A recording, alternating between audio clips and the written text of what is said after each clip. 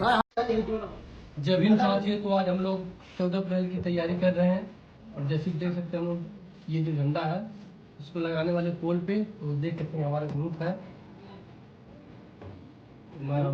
तैयारी कर रहे हैं इस चीज का बांधने के लिए। तो बोलो उन लोगों को भी दिखाओ। बोलो हेलो दोस्तों। हेलो भाई।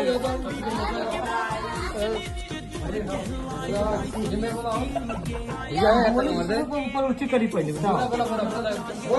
जय हिंद दोस्तों। भाई में सपोर्ट कीजिए। जय भीम पब्लिक। जय भीम भाई।